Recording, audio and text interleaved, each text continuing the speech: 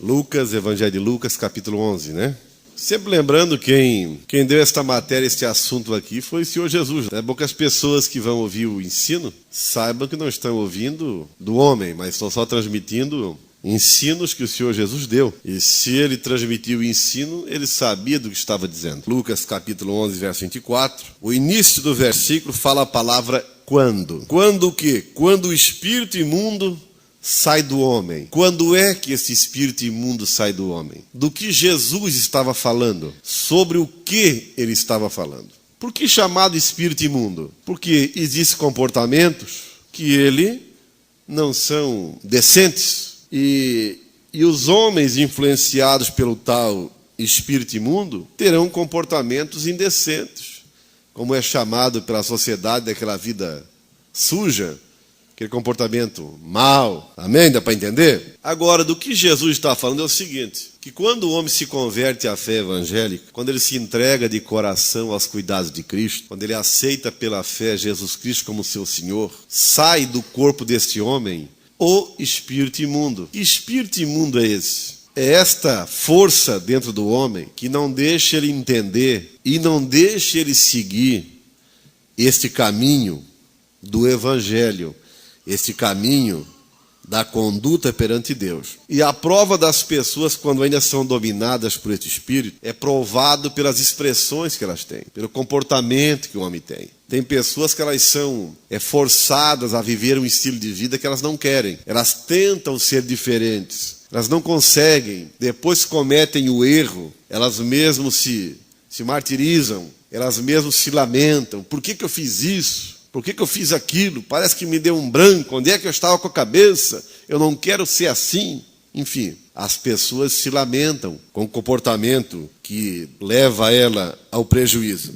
E o Senhor Jesus está dizendo aqui que a saída desse espírito, ele não sai da gaveta do criado mudo. Ele sai do próprio homem. É bom que as pessoas entendam que o ser humano ainda não regenerado, a pessoa ainda não convertida ao evangelho, ela é aprisionada por um certo espírito, pelo espírito das trevas, na verdade, que não deixa esta pessoa enxergar nada de luz na vida dela. Tudo que ela faz na oculta ou de errado, para ela é normal, porque faz parte do espírito que está nela. Quando ela se converte, quando ela aceita Jesus Cristo de verdade pela fé como seu Senhor, o Espírito de Jesus então vem e entra nesta pessoa. E ao entrar o Espírito de Jesus, é obrigado este espírito imundo sair do homem. Porque não dá certo o Espírito Santo com o espírito imundo. É por isso que uma pessoa jamais terá uma conduta em harmonia com a vontade de Deus sem possuir o Espírito Santo de Deus. E o Espírito Santo de Deus é dado no momento que eu tomo uma posição de verdade diante de Deus. Qual é a posição?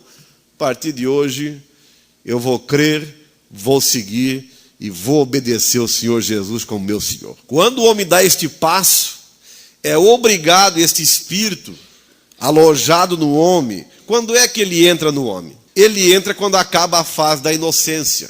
Sempre é bom lembrar uma coisa. A criança, até uma certa idade, o Senhor Jesus mesmo disse que há anjos que protegem as crianças. E disse que os tais anjos sobem ao céu e terra, guardiães das crianças. E Jesus disse que o céu pertence às crianças, pelo fato de elas serem inocentes. Mas quem é pai aqui sabe que há crianças que depois dos 10, 11 anos, 12 anos, elas começam a tomar formas diferentes, comportamentos diferentes, atitudes diferentes. E não é simplesmente a mudança do corpo físico, uma mudança também de personalidade. Passam a serem dominadas por uma rebeldia tremenda, expressões que até então os pais não conheciam, palavras que o pai diz: o que é isso, minha filha, meu filho? Tire isso da boca, eu nunca te ouvi dizer isso. Por que a criança começa a aderir a esta tal personalidade? É quando ela está saindo da fase da inocência e entrando para uma fase de responsabilidade. Como ela salta de um estado para o outro e ela não está ainda nas mãos de Cristo Jesus, quando acaba a inocência, ela agora está num estado de culpa pelos seus atos. Como ela não tem a graça de Cristo, estas forças ocultas passam a dominar ela também. Aí ela passa a se comportar diferente. Aí alguns entram na adolescência e passam para a fase adulta com certos temores, certos preconceitos, certos traumas, certas expressões que até então não eram conhecidas, e acabam aderindo para si mesmo sofrimentos, acabam pagando por certas atitudes e trazendo consigo certas dores. É onde, após então certos anos da fase adulta, ela passa a ouvir, a entender através de alguém, que a solução para ela é entregar a sua alma pela fé aos cuidados do Senhor Jesus Cristo. Para quê? Para que este espírito imundo que entrou nela na fase da adolescência, quando saiu a inocência e saltou para uma fase de responsabilidade, ele só vai sair agora se Jesus Cristo entrar nesta vida. Nós temos uma experiência aqui no capítulo 11 de Lucas, o capítulo 9, voltando umas 2 folhinhas atrás, vocês vão observar aqui uma situação terrível de um jovem que deu ao pai muito sofrimento. Quer dizer, ele sofria e sem saber o próprio pai a razão, mas é claro que ele foi conhecer a Cristo depois como solução, porque ouviu, é claro, a pregação a respeito de Jesus. No capítulo 9, e o versículo número 37 em diante, diz assim, ó: no dia seguinte, ao descerem eles do monte, veio ao encontro de Jesus grande multidão. E eis que dentre a multidão surgiu um homem, dizendo em alta voz: Mestre, suplico-te que vejas meu filho, porque é o único. Um espírito se apodera dele, e de repente o menino grita, e o espírito o atira por terra, convulsiona-o até espumar, e dificilmente o deixa, depois de o ter quebrantado. Observe bem o comportamento deste moço. O moço não queria ser assim. O pai via tudo, não podia fazer nada. Hoje vocês sabem que há muitas pessoas também procurando suicídio. Há muitas pessoas procurando uma saída para o problema, procurando a morte. Quer dizer, ela age de jeitos que ela até nem se dá por conta. Aqui temos um exemplo deste jovem, o quanto o pai sofria, porque o moço estava bem, de repente dava nele uma fúria de suicídio. Se ele visse um lago, ele se jogava para se afogar. Se tivesse ali uma fogueira, alguma coisa, ele se jogava no fogo para suicidar-se. Esse texto de Lucas aqui, ele não está narrando a água e o fogo. Mas só que Mateus conta o mesmo texto com mais detalhe também, o mesmo assunto, narra este mal. Aqui o pai diz, não, quando o espírito toma ele, joga ele para o chão, machuca ele, fere ele. Quer dizer, o pai em desespero, sem poder fazer nada. Mas qual foi a atitude do pai? O verso 40, eu roguei aos teus discípulos que o expelissem, mas eles não puderam. Respondeu Jesus, ó geração incrédula e perversa, até quando estarei convosco e vos sofrerei? Traze o teu filho.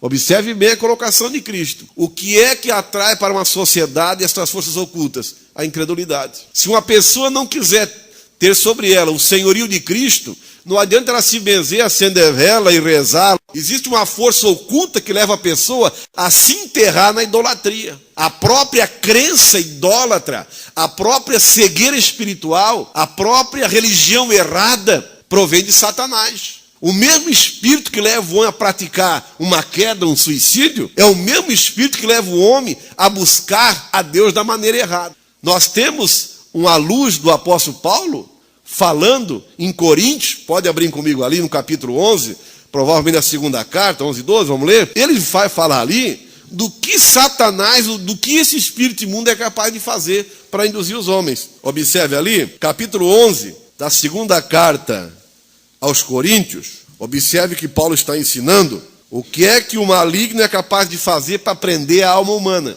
É por isso que hoje em dia tem muita gente com fé em Deus, mas sofrendo muitos tormentos na alma. 2 Coríntios capítulo 11 e o versículo número 13, Paulo falando da falsidade espiritual, diz assim, ó: porque os tais falsos apóstolos, obreiros, ou porque os tais são falsos apóstolos, obreiros fraudulentos, transformando-se em apóstolos de Cristo. E não é de admirar, porque o próprio Satanás se transforma em anjo de luz.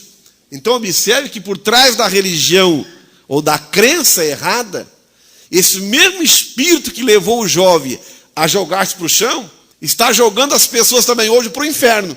Por quê? Enquanto ele conseguir manter uma mente fora do princípio cristão, fora da doutrina verdadeira, ele mantém o homem como presa sua. E o coitado do homem pensa que prisão satânica é só prostituição, só vícios, crime e outras coisas. A própria religião errada também tem ele como chefe. Por quê? Enquanto ele prendeu o homem na desinformação sobre Deus, ele leva o homem para onde ele quer. Vocês podem observar. Por quê? Onde o espírito do engano atua de uma maneira, ele atua em qualquer segmento semelhante. Observe que ele só não tem força no meio evangélico. Ele só não tem força no meio do cristão. Ele só não tem força no meio do povo que verdadeiramente segue a Cristo. Você não vê um crente em Jesus de verdade dando crise de nervo. Você não vê um crente de verdade dando uma queda de bater com possessão de demônio. Porque o crente em Jesus, o servo de Jesus, ele tem o Espírito de Jesus dentro dele. O imundo já saiu no dia que ele aceitou Jesus, no dia que ele se converteu. Então é bom que as pessoas aprendam isso. Então é claro que o diabo, ele nunca vai aparecer para o homem de chifre, com garfo e com a cola, com um pano vermelho. Eu sou Satanás, se vocês ouvirem a mim, vocês vão tudo para o inferno. Não, ele chega de que maneira? Deus é bom. Jesus ama vocês, ele também fala de Jesus. O céu, temos que amar uns aos outros, temos que ser bons, temos que fazer caridade. Demônio também vem em nome da caridade. Os demônios também vêm como anjos de luz, como bonzinho, porque Jesus só está no meio do povo que crê nele. Jesus só está no meio do povo que adora ele como único Senhor, como único Salvador. Foi isso que ele disse. Onde houver 2 ou 3 que se reúnem somente no meu nome, eu estou no meio deles. No meu nome, eu posso estar no meio do povo. Ninguém mais pode. Por isso que hoje as pessoas se voltam a esse único nome e levam a sério o zelo, o carinho e a fé neste único Salvador enviado por Deus.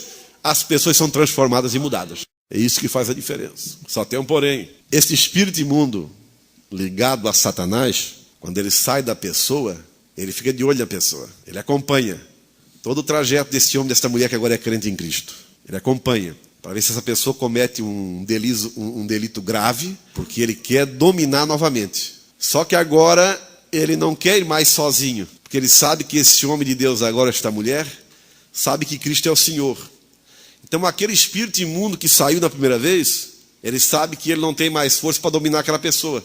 Sozinho não, porque ele sabe que aquela pessoa agora tem um conhecimento de Cristo. Então o que ele faz? Ele combina com mais alguns desocupados e vamos numa turma. Vamos ler em Lucas novamente, Lucas 11. E convida mais uns desocupados com ele, Lucas 11. E vai tentar se opor contra esta pessoa, custe o que custar. Lucas capítulo 11, verso 24 ainda.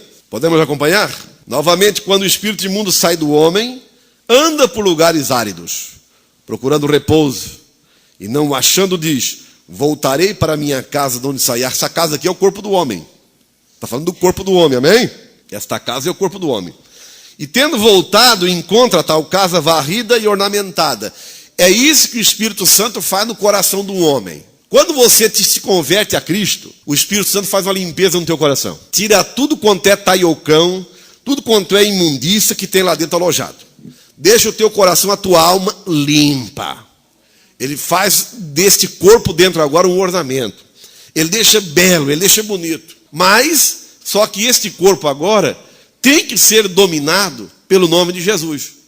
Se ele não for dominado pelo nome de Jesus, ele foi limpo, ornamentado, mas ele não era ocupado. Então o que o espírito imundo faz de novo? O verso 26. Então vai e leva consigo outros 7 espíritos, pior do que ele, e entrando ali, e habitam ali. E o último estado daquele homem se torna pior do que o primeiro.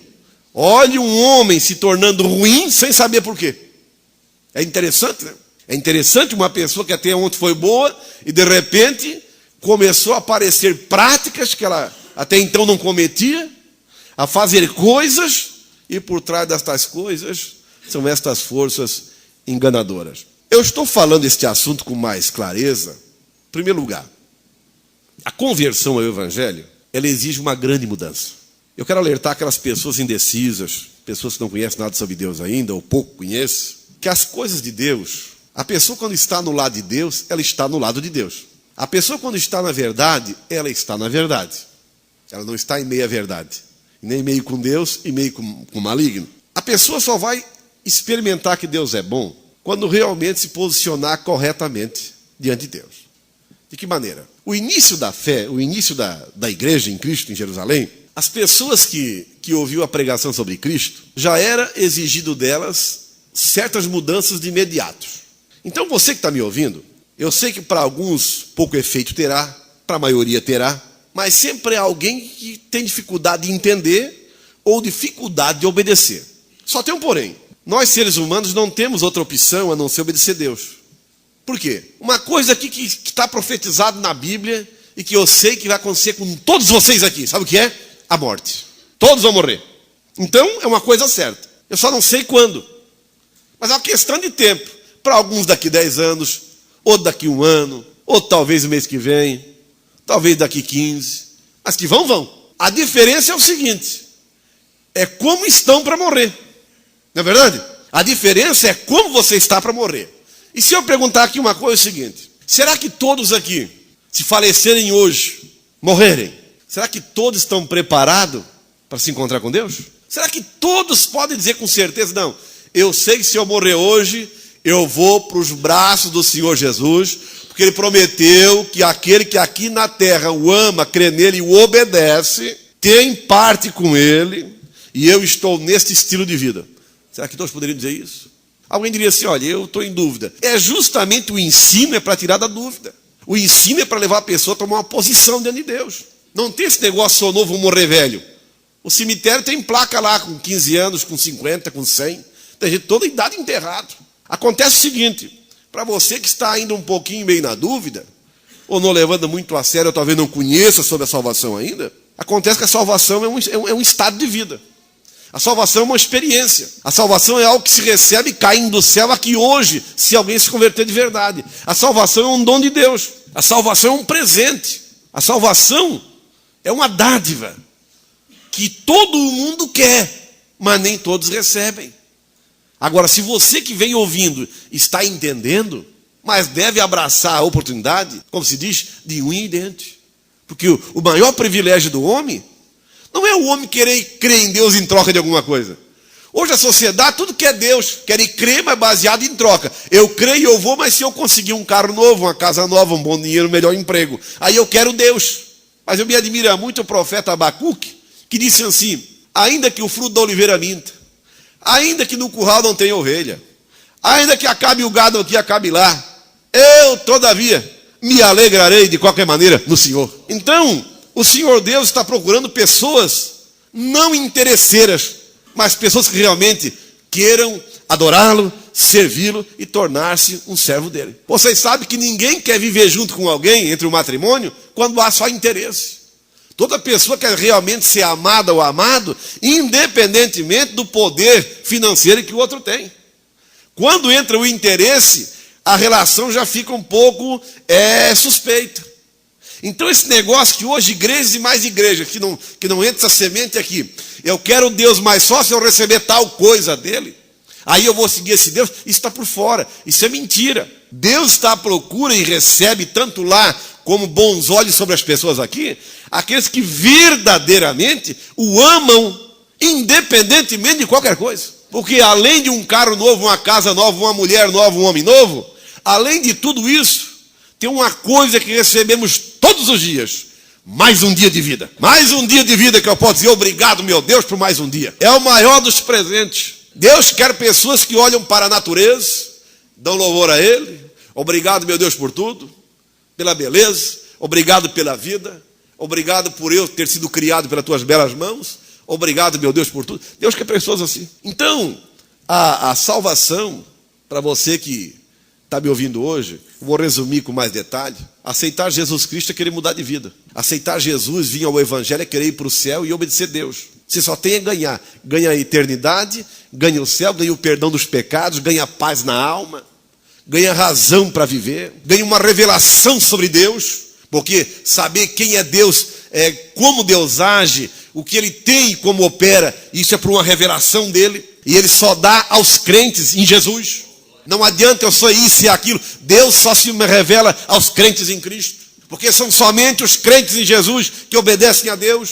É somente o crente em Jesus que troca a prostituição por uma vida decente. É somente o crente em Jesus que larga a idolatria para viver pela fé no Deus vivo. É somente o crente em Jesus que abandona os vícios. É somente o crente em Jesus. É somente o crente em Jesus que é honesto quando é crente de verdade. Porque ímpio é ímpio, diabo é diabo. Por mais que o homem tente ser bonzinho, ele sempre faz sua falcatrua por trás. Ele sempre sonega aqui, sonega lá. Por mais que ele é bonitinho, não tem vício, mas se ele puder, ele trai a esposa. Se ela puder, ela trai o marido. Enfim, se é uma moça não convertida, se puder se relacionar fora do casamento, atrás do muro. Enfim, quem é ímpio, quem é diabo, quem é cristão, quem é anjo. Não tem esse negócio de meio termo, ou é ou não é, ou é salvo ou é perdido, ou eu creio ou não creio, ou eu obedeço ou não obedeço. Estão me entendendo? Deus quer e procura pessoas que vão obedecê-lo. E não adianta dizer eu tenho Deus, Quem tem Deus tem Cristo. E quem tem Cristo fala como Cristo e só crê em Cristo. Porque quando eu creio em Cristo,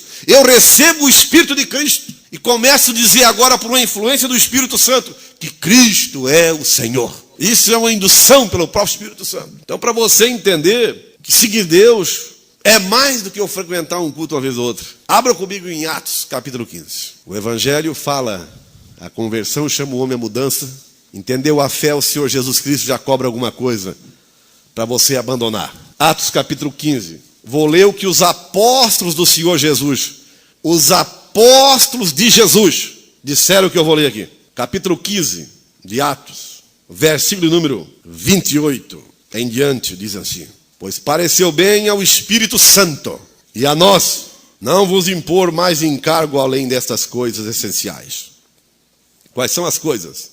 Verso 29. Que vos abstenhais das coisas sacrificadas a ídolos, bem como do sangue da carne de animais sufocados, e das relações sexuais ilícitas.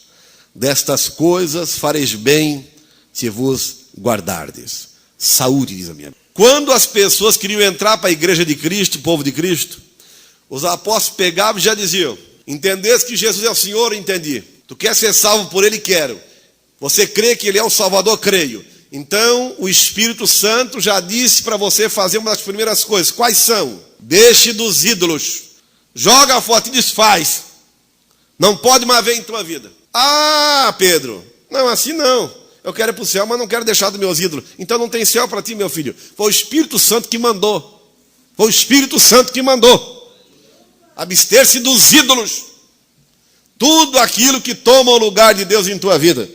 Toda fonte de prazer que não seja Deus, tem que se desfazer. Para ajudar-vos a entender um pouquinho, aqui fala de sangue e animais e tal. O que os apóstolos estão ensinando para os judeus crentes em Jesus é que deviam respeitar ou parar com os sacrifícios que eles usavam antigamente, o próprio sangue de animais, para conseguir o perdão de Deus, para cobrir, na verdade, os pecados. Disse: olha, vocês parem com isso. Isso não deve mais ser usado. Deixe de fora. O negócio agora é a fé em Jesus. Uma outra coisa aqui: relações sexuais ilícitas. Amém? Se você, moço, moça, ama a tua alma, o Espírito Santo proíbe. A relação íntima é só para casais. Se você não é casado, chupa no dedo, ou então te casa. Você está me entendendo? Porque você vai servir de peso no reino de Deus, de intruso no caminho da fé, e prejudicando a si mesmo. Então, hoje existem demônios atuando em igrejas, que o cara se junta hoje com a mulher, amanhã com outro, e vão trocando de parceiro e parceira. Ninguém é casado com ninguém. E a sociedade da juventude da mesma maneira. E insistem que querem ir para o céu. Vou dizer, não vai para o céu quem se prostitui. Se você morrer agora numa vida de prostituição, com hoje, um amanhã, um pega hoje, um peguinha amanhã, e pai, tu não é cônjuge, não é casado, se morrer mocinha, mocinho, não fui eu que inventei, não vai para o céu. Vá para o inferno. Eu prego para poder abrir os teus olhos. O evangelho não é para acomodar consciências no erro, é para tirar o homem do atoledo espiritual e levá-lo à presença de Deus. Mas hoje, como é bom a religião que vale tudo, hein? Aí alguém pensa assim, pregador, mas não é fácil. Hoje tem mulher assim dando sopa. Tá, mas o que é que impede você ter uma mulher para você casar com ela, amar e ser amado? Não é verdade? Nada impede. E na parte de mulher é a mesma coisa.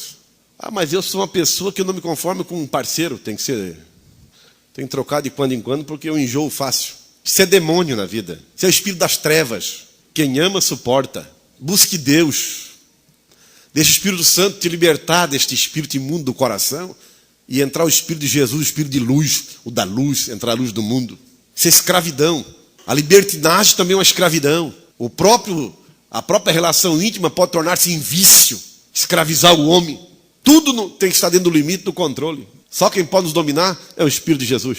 Observe então que no início da fé, para os primeiros discípulos e para nós hoje, de imediato algumas coisas têm que ser tiradas. Uma outra coisa é que existe uma regalia para a Igreja de Cristo, chamado Santa Ceia do Senhor Jesus. Ali ela tipifica os reflexos que vem andando em comunhão com Cristo. E o Espírito Santo também cobra um padrão de vida para essas pessoas que participam desta comemoração que é feita de quando em quando se faz para comemorar a morte de Cristo, que é comido o pão e o suco da uva, o vinho.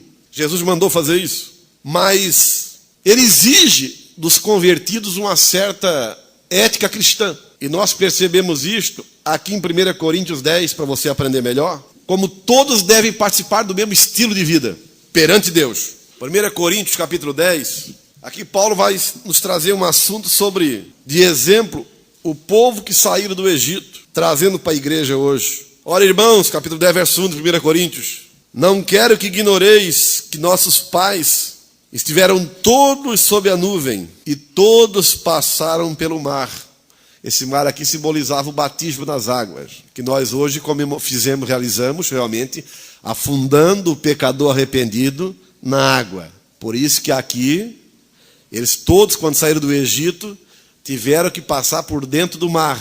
E sobre o mar havia também ainda uma nuvem sobre eles. E todos passaram pelo mar, amém? Leram aqui o versículo 1. Tendo sido todos batizados. Quando é que foram batizados? Quando saíram do Egito, abandonaram o Egito, que tipifica hoje você que entrega a tua alma a Cristo. Tem que abandonar os padrões deste mundo, vale tudo. Então aqui o ensino está nos dando o mesmo relato do povo quando Deus tirou do Egito. Todos passaram pelo mar, sob a nuvem tipificava a glória de Deus, porque aquela nuvem acompanhava eles de noite e de dia. De dia era como uma nuvem para fazer uma cobertura de sombra, por causa do sol escaldando no deserto. E à noite era uma coluna de fogo. Resumindo, era a glória de Deus acompanhando eles diretamente, para dar a eles o quê? Descanso para a alma deles.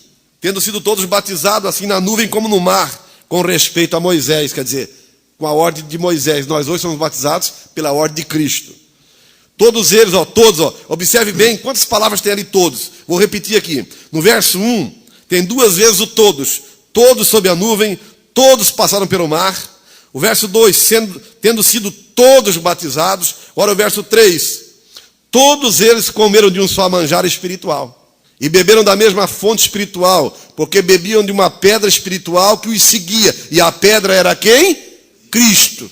Cristo não tinha vindo no mundo como homem, mas ele já existia. Eles já bebiam dele como fonte. Ele já era a água e a vida para a alma humana. Então aqui, Paulo está ensinando, olha, todos eram unidos de uma só fé. Todos participavam da mesma ordem imposta por Deus, dita a Moisés. Todos bebiam de uma só pedra espiritual, que era Cristo. Quer dizer, a Bíblia diz que só Jesus é a pedra espiritual.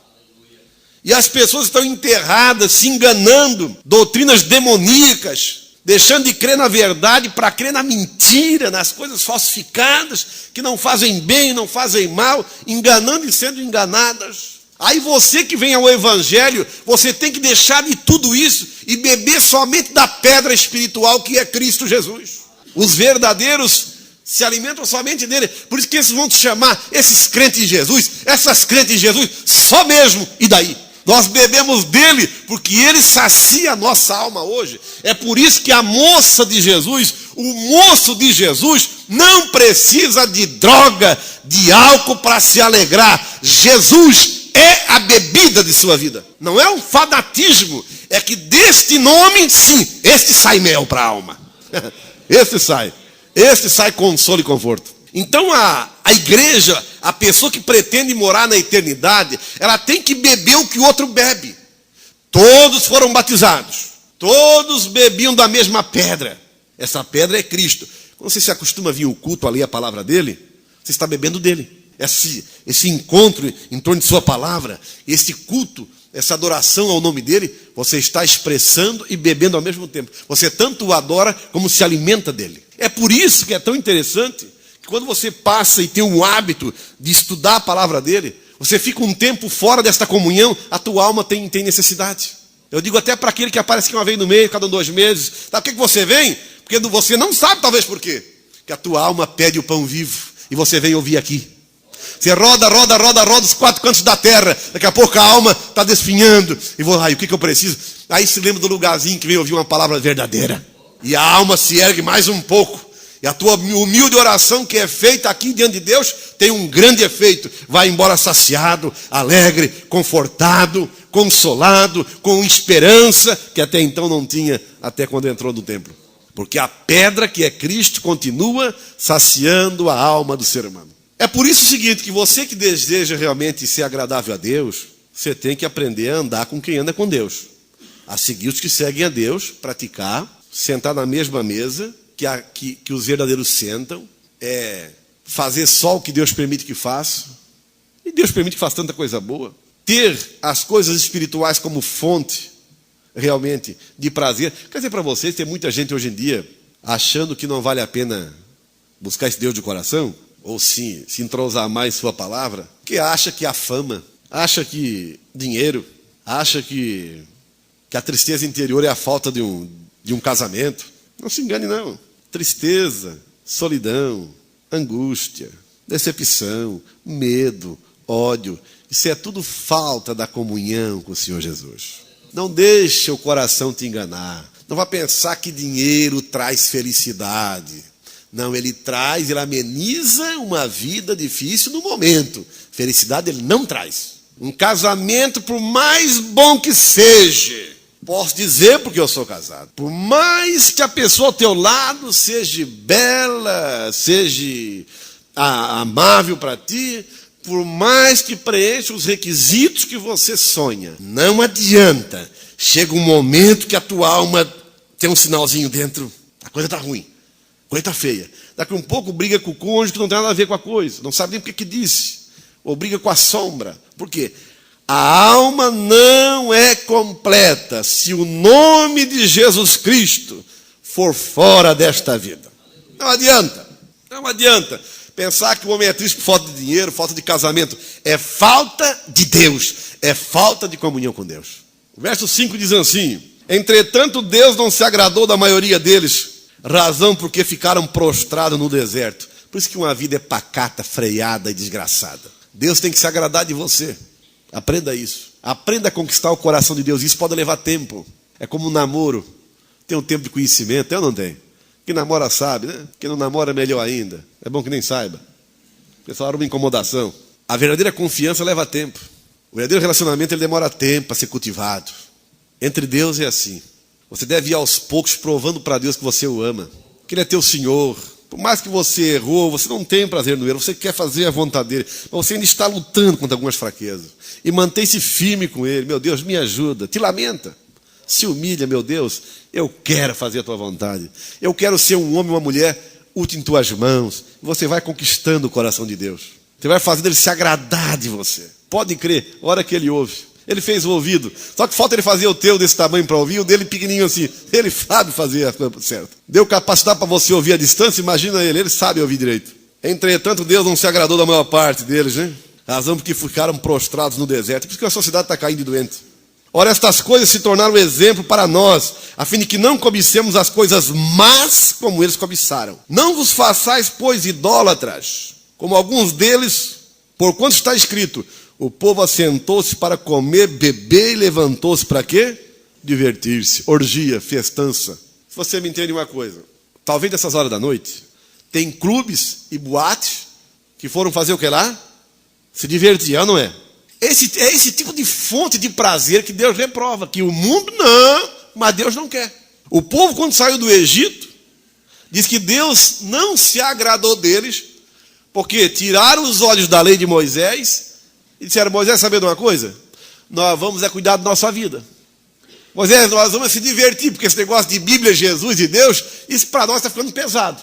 E começaram a buscar divertimento, bebedeira, a se reunir em grupos no próprio deserto, nas tendas, separar um grupo para cá, um grupo para lá. E começou, não, Moisés, não, chega de lei de Deus, nós queremos divertimento. E orgia, zoeira, e folia, e bebedeira. E Deus então diz que não se agradou deles, e que isso para Deus viu como idolatria, como buscar alegria em fontes que não fosse Deus. Que hoje a sociedade está enterrada nisso. E Deus então permitiu que o mal os pegasse. Por exemplo, dificilmente num culto vai um embora faqueado ou atirado ou sem uma perna. Não é? Num culto não acontece isso. Mas para a sociedade parece que nós somos loucos. Mas para eles que depois da noitada, uma certa hora amanhã nas delegacias, tem as queixas. Um foi atirado, um foi faqueado, um foi assaltado, mas dentro de uma fonte de divertimento. Deus não tem compromisso em proteger ninguém nesse ambiente. Eles procuram e recebem o que pedem. Para o povo de Deus, então, quando vem a fé em Cristo, deve entender você, moço ou moço, que algumas coisas é inaceitável. Por mais que você não goste, por mais que é inaceitável na tua mente, mas para entrar para o Evangelho, algumas coisas Deus requer de início. Deixe dessa fonte, deixe daquela, te batiza, aceita Jesus, te converte e vai obedecer a minha palavra. O homem, quando ele se volta a buscar o prazer que não seja nas coisas de Deus, sempre lembrando o seguinte: quando fala em coisa de Deus, não estou me lembrando de mosteiro. Quando se fala em servir Deus, não é esta vida do não pode, não é esta vida que eu tenho que fugir da sociedade. Não, é uma vida que eu estou no meio da sociedade, mas eu não ando como a sociedade, sou agraciada por Deus, ando nos limites que Deus permite, para quando eu morrer, Deus diz: vem para cá que tu é meu, todo mundo me obedeceu. Então, quando eu tenho outras fontes que não seja de Deus como alegria, é como se eu estivesse me sentando numa mesa onde Deus não quer que eu sente.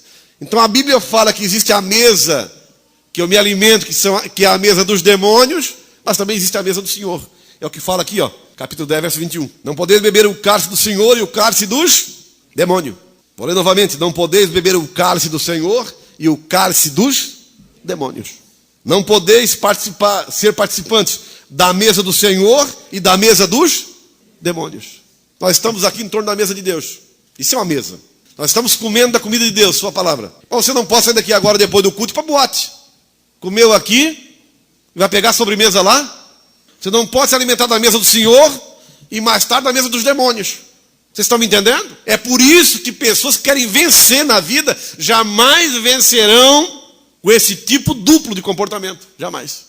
Ou eu gosto do alimento que Deus me dá, que às vezes o de Deus amarga um pouco, mas depois do ventre, disse o profeta, torna-se doce.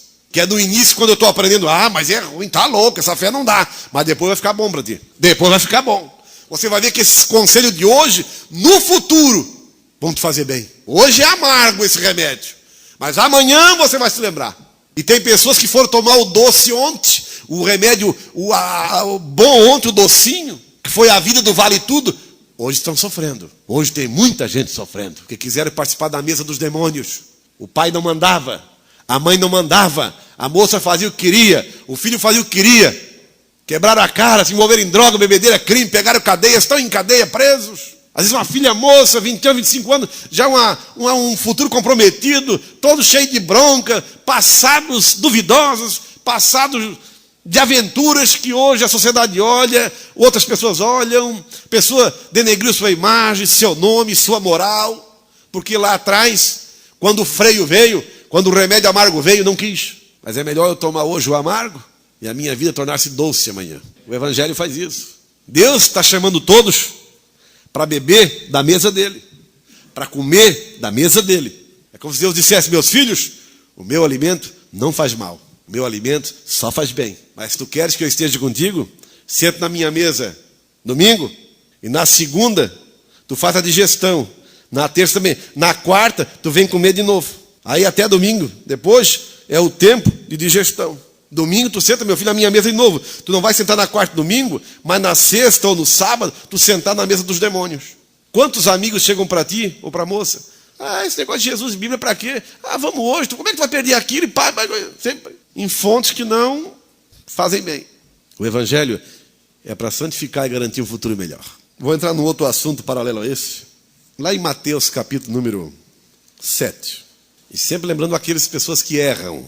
Não deixe o pecado criar cabelo. Entenderam o recado? Não deixe o pecado criar cabelo. Entenderam o recado? Quando você errar, busca o perdão. Não deixe ele enraizar. Fique limpinho de novo. Em nome de Jesus. E segue a vida com Cristo. Mateus capítulo 7. Todos encontraram? É o primeiro evangelho do Novo Testamento.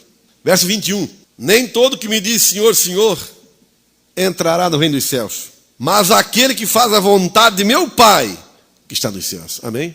É duro para nós o discurso, não é? É. Vocês estão entendendo que quando uma pessoa chegar para ti e dizer assim, não, Jesus é meu Senhor. Ah, eu amo tanto Jesus, você nem sabe. Cuidado com a propaganda. O cristão é conhecido pelo que ele confessa e pelo que ele faz.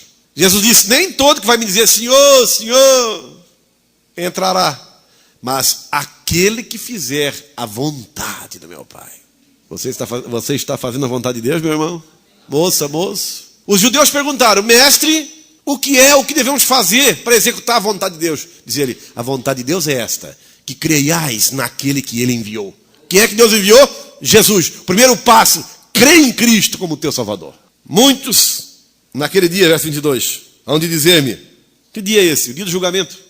Quando a pessoa morre, os mortos vão ressuscitar, vão diante do trono para ser julgados. Muitos naquele dia hão de dizer, Senhor, Senhor, porventura não temos nós profetizado em teu nome? Em teu nome não expelimos demônios? Em teu nome não fizemos muitos milagres? Então lhes direi explicitamente, nunca vos conheci. Apartai-vos de mim, os que praticais o quê? A iniquidade. A pessoa pode usar o nome de Jesus para dar conselho para outros. Você profetizar em nome dele.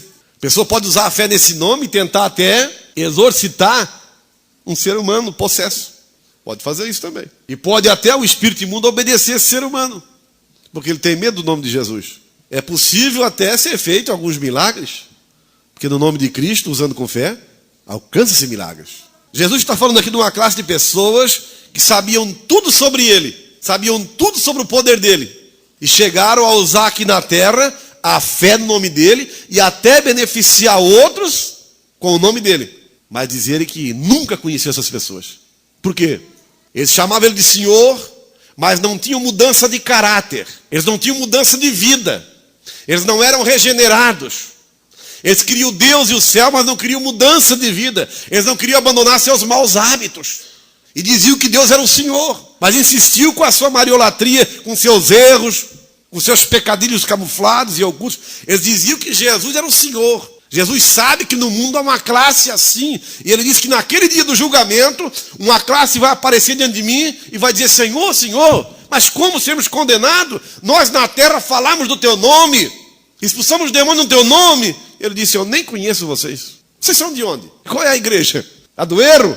Você está me entendendo, mãe, pai e filho? Nem todo que me diz Senhor, Senhor. Pode ter até algum aqui cantando.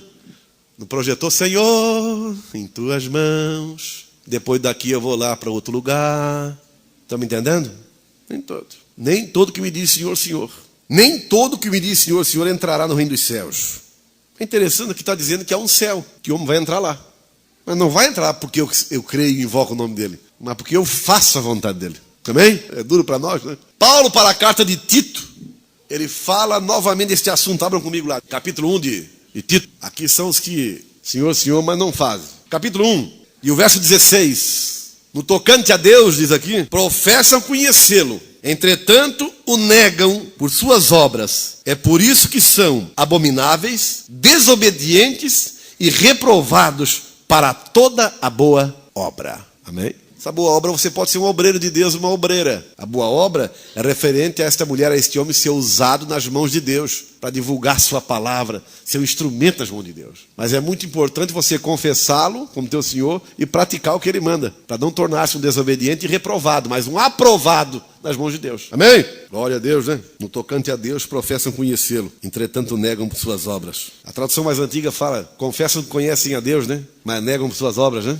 Observe, nunca se julga uma pessoa pelo que ela diz, pelo que ela é, pelo que ela pratica. Tem um provérbio popular que diz, dizer é fácil. É verdade, não é? Desse negócio, dizer é fácil, é verdade.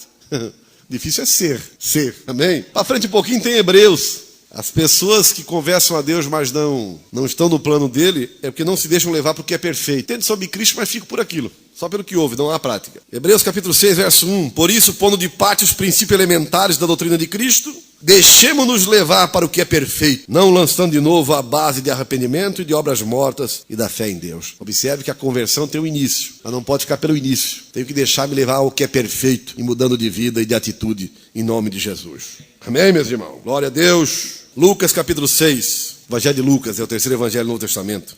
Diz assim, capítulo 6, verso 46. Jesus disse, por que me chamais Senhor, Senhor, e não fazeis o que eu vos mando? Tradução antiga, não fazeis o que eu digo. Amém? A salvação depende de você fazer o que Jesus Cristo manda. Amém? Por que me chama Senhor, Senhor, disse ele, e não faz o que eu digo? Será que todos aqui têm plena convicção do que, como vem vivendo e fazendo, é aprovado por Cristo? Chame Cristo de Senhor, mas vem entender o que Ele quer contigo. Quando a morte chegar, a morte pode chegar. Não tem problema. Eu sei em quem tenho crido e a minha alma está sujeita a Ele e eu tenho me sujeitado a Ele. E vou dizer para você uma coisa, quem tem Cristo como Senhor, não tenha medo do mal, não. Ele é Senhor de quem se entrega a vida a Ele.